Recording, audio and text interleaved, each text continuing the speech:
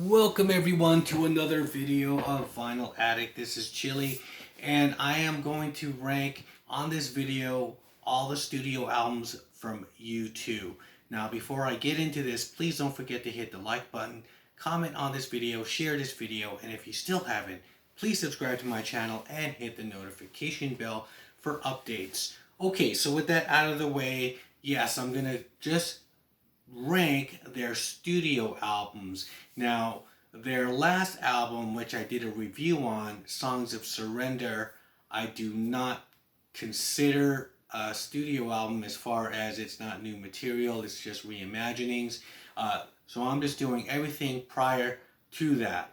Okay, so with that out of the way, let's get into this. So starting at number 14, we have Songs of Experience. Okay, so this is their last album they put out, and it didn't really, for me, do that much. It was, I felt like, pretty kind of an album that a lot of people liked. However, I just felt like it was probably their weakest one to date. I did not like the way the intro, the first song started the album, Love Is All We Have Left.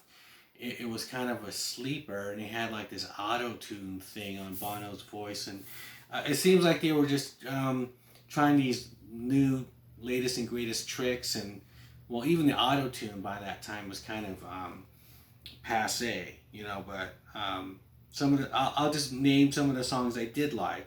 Um, the song I really liked the most, how about that? Summer of Love. I thought that was probably the best song on the album. You're the Best Thing About Me was okay, and I would have to say the Blackout was cool.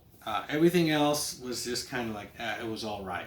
So that's my number 14. Now number 13, their second album, October. This is still kind of like a post-punk type of thing vibe going on here. Still a lot of Edge dominating the album. My songs that I really liked on here was Gloria, the opening track. I Threw a Brick Through a Window has to be my favorite song on here. I love the guitar lead on that. Rejoice is cool. Fire. Tomorrow, which was a real cool haunting song, which they would later redo. Um, like I'd say like 20 years later or something. I know that they redone that song.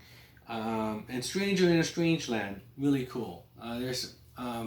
However, it is somewhat kind of like the songs are not really catchy. You have to kind of, I listened to it enough so like I got into it in that sense. Because it was sort of hard to. I guess it was the flow of the album for me. It didn't flow just like Boy did or some of their other albums, and I know that they were in a rush to do this second album and a lot of complications as far as like the Bono's initial lyrics were stolen. So there you go. But it was not bad for a second album. So moving on to number 12, this probably will get a lot of people's feathers ruffled. I picked All That You Can't Leave Behind. I think this is number 2001 when it came out. It just, for me, seemed like it was very safe coming from like all that stuff they were doing in the 90s, which was really kind of groundbreaking. And this one is like, okay, well, let's just do something safe and just kind of do like a U2 album and try to win back some people because a lot of people kind of like was turning away from when they were getting so experimental in the 90s, and I didn't really care much for it. There's of course some songs on here, notable mentions. I do like Kite. That was a really good song. In a Little While, and Grace. I thought the album closer was really cool. It was a cool little thing that Edge is doing on the guitar. Now this has an added song, "The Ground Beneath Her Feet," on here, and that came out I believe in 2000, and yeah, this is like 2001. So that came out on a soundtrack called $1 Million Hotel, and I had that soundtrack, and the stuff that they were doing on there was really cool. And I thought that was a kind of preview of like what this was going to be like, but it wasn't. So they added it on here at the end. I don't know why, but it does kind of stand out. I do like that song, Ground Beneath Her Feet. Now, going on to number 11, we have Songs of Innocence. Now, this is the album with all the controversy with the iPhone and everything. And, with all that controversy and everything, it the unfortunate thing is that the music was never talked about. It was always just like, I got this album on my phone, and I think it's a really good album. It's not their best album, but I mean it's a decent album.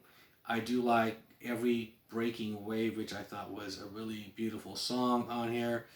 Raised by Wolves, awesome song. When they go dark, it's really cool. They really take you to a really dark place, and Raised by Wolves has that kind of exit kind of from the Joshua Tree kind of overtone to it, And my favorite track also on here is Sleep Like a Baby Tonight, which is, it's kind of like later Bowie meets kind of Duran Duran. What's that one song from the Rio album? The Chauffeur. It has that kind of sinister kind of sound to it. And that was Sleep Like a Baby Tonight. Really good. And The Troubles is a great album closer. So that is my number 11. Now we're heading into the top 10. And number 10 is How to Dismantle an Atomic Bomb. Now this was a follow-up to All That You Can't Leave Behind. And I thought they were just, on this album, they feel like not only that they're having a good time, but it's more of a rock album. Side 1 I felt is a perfect album side. Vertigo, Miracle Drug, Sometimes You Can't Make It on Your Own, Love and Peace or Else, and City of Blinding Lights. I mean, that sounds like the typical kind of U2 sound there, but it's a good sound, typical sound. It's not it has that really cool intro, and it's just it's classic U2. Now, side 2, All Because of You and Man and a Woman, great songs. Then it starts to kind of like lose me with Crumbs from Your Table, One Step Closer, Original of the Species, and Yahweh. That ending song was okay. It was another upbeat song for an album closer, much like Is That All on the October album. And I think those are the only two songs that kind of end on that upbeat kind of track. Yeah, but that second side kind of just starts to dwindle. But yeah, the first album, the first side, great.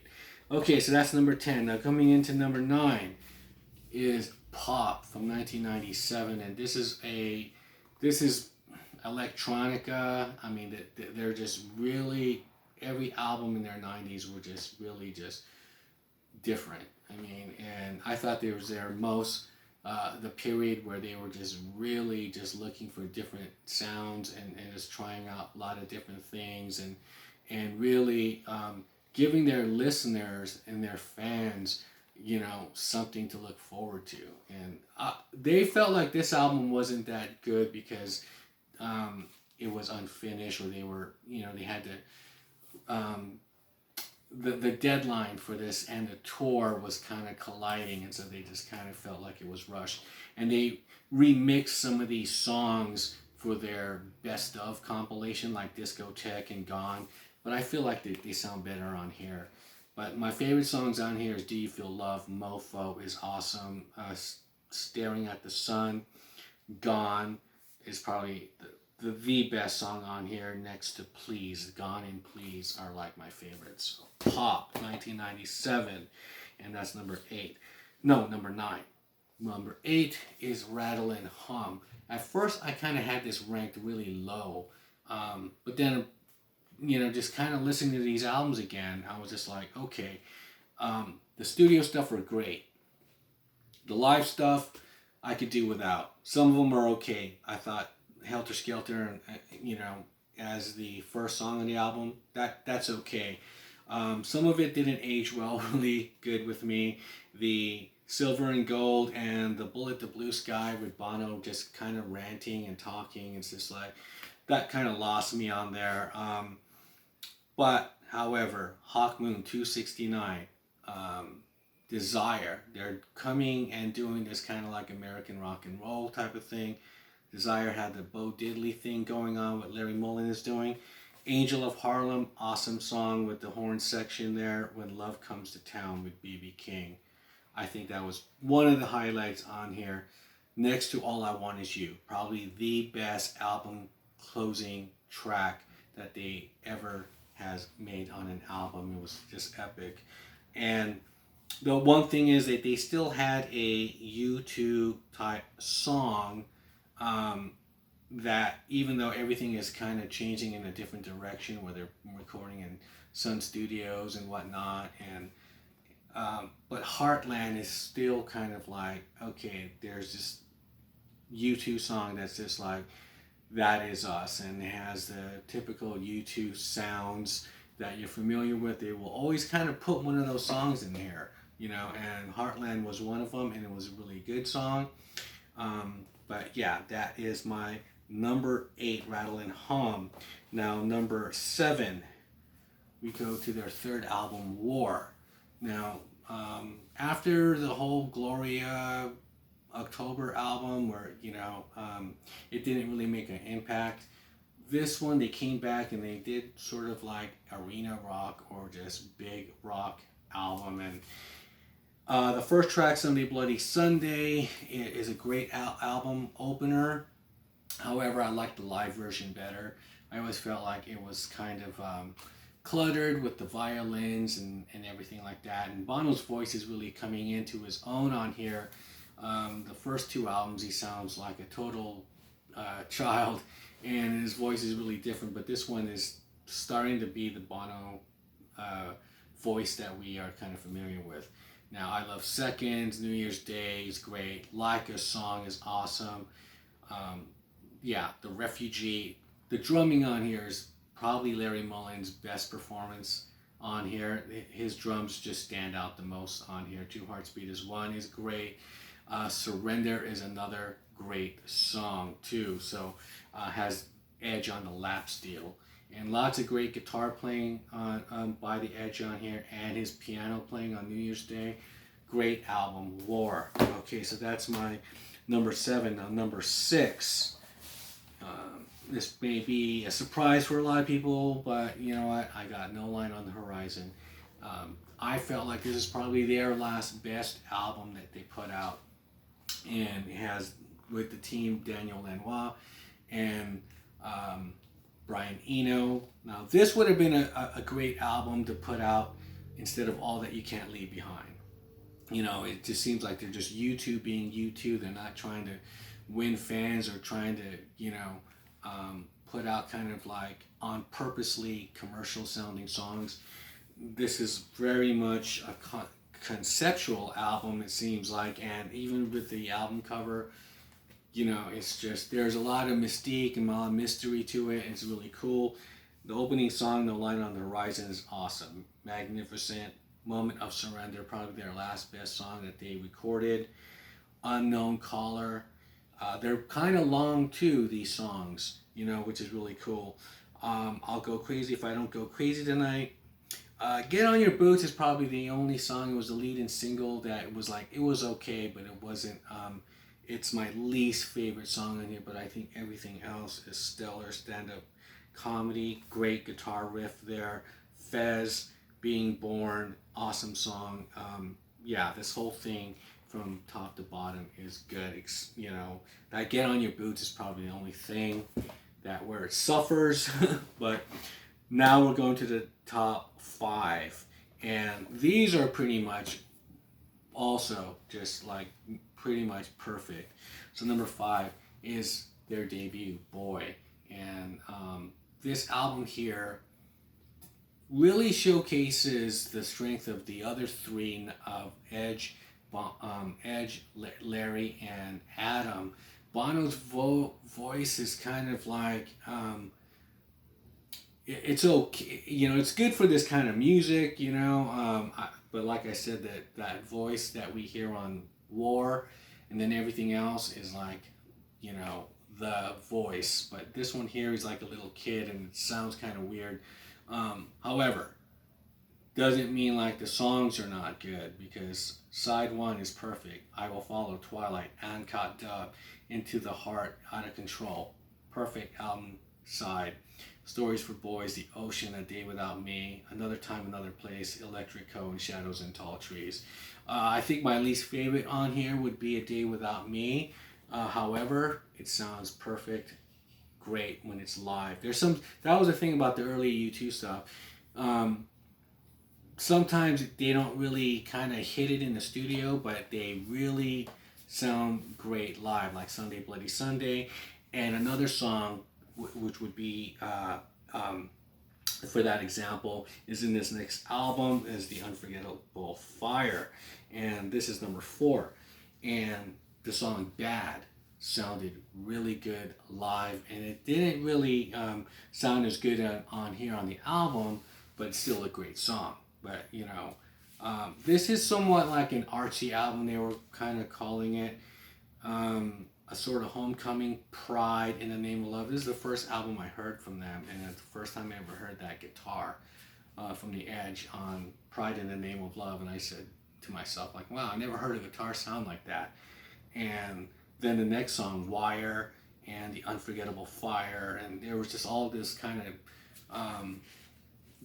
delay and stuff that he's doing on here, and just layering all these types of sounds, and it was just really interesting, like on 4th of July. But Indian Summer Sky is another great song, and you know, the album closer is MLK, which is a nice kind of, very kind of spiritual type song for Martin Luther King. It was a good kind of album closer, actually, because everything else is kind of weird on here, and it's like, how would this album end? Because it kind of has this kind of weird vibe and flow throughout the whole album. So that is number 4. Number 3 is Zooropa. Now, I thought that this was, from beginning to end, is a perfect album.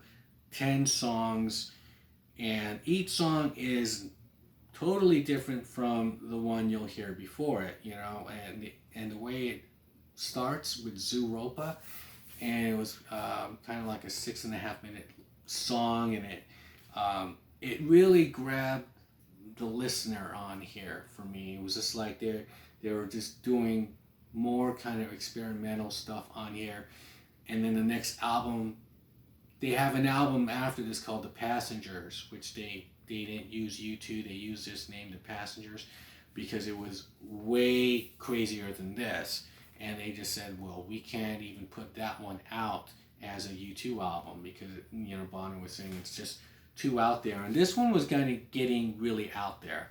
And but I liked it, because when I heard Numb, which was the lead-in single, it made me want to go, I wonder how the rest of the album sounds. And it had The Edge doing like this kind of weird monotone rap of commands, and just had like all these kinds of samples of just noises in the background, and Middle Eastern women, and singing, and kind of television interference. And this is from the result of just being on tour on Zoo TV, and they would just do a show and then go and record and go back and do another show. And so they were making this album while on tour, and The Edge produced this thing, and or helped produce it. And so you got Zooropa, Babyface, Numb, Lemon, which is a cool song, has Bono's kind of falsetto, and Stay is pretty much the only song, just like Heartland was on Rattle and Hum, that trademark U2 sound, you know. And that's why it's probably like my least favorite song on here, because everything else is really cool and different. But it's like a pretty much a U2 song, Stay. And that's probably, they play that one a lot in concerts, even today. So Daddy's Gonna Pay for Your Crash Car is awesome. Some days are better than others. That guitar lead on there is so weird. It's really cool. The first time, Dirty Day, and the last track, The Wanderer, has Johnny Cash singing the lead vocal. And in the liner notes and the credits, and it says, and the lyrics, it says, The Wanderer starring Johnny Cash.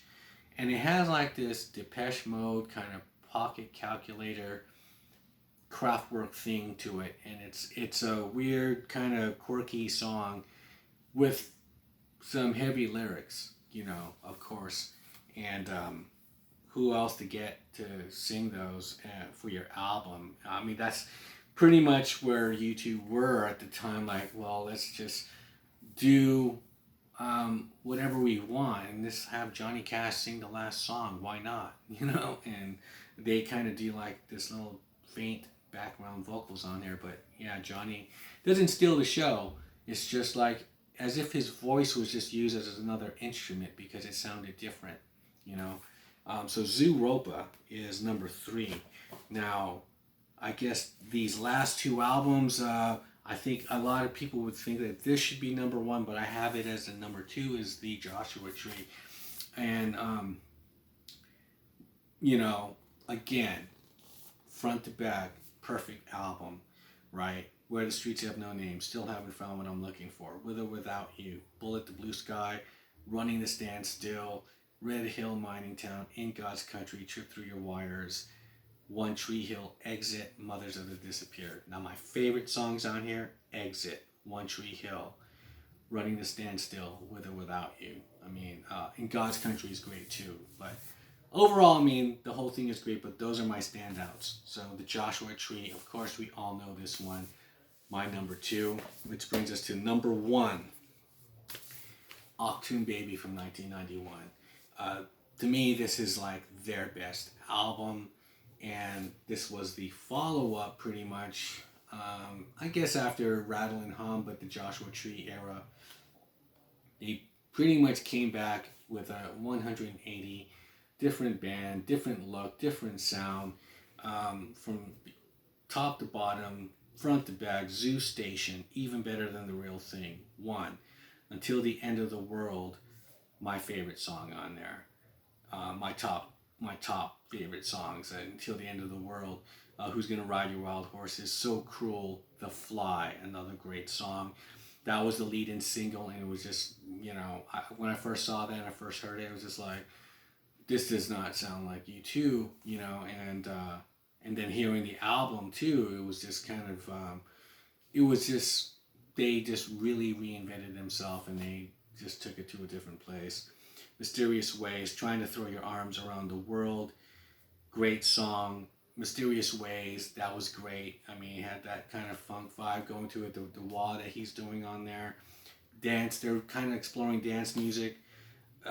Ultraviolet, Light My Way, Acrobat, and Love Is Blindness, great. Acrobat, and, because this is when they're starting to do that whole, I guess with the Joshua Tree, where they kind of start the album like a party and end it like a funeral kind of vibe going.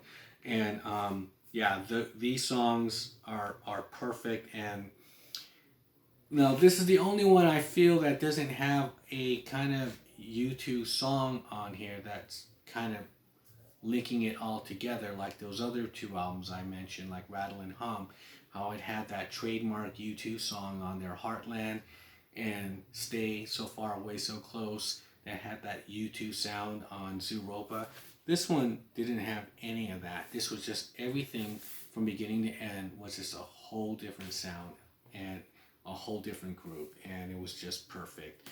Okay, so there's my number 1. Tell me what your thoughts are on this. Did you think some of these were ranked too low, like All That You Can't Leave Behind?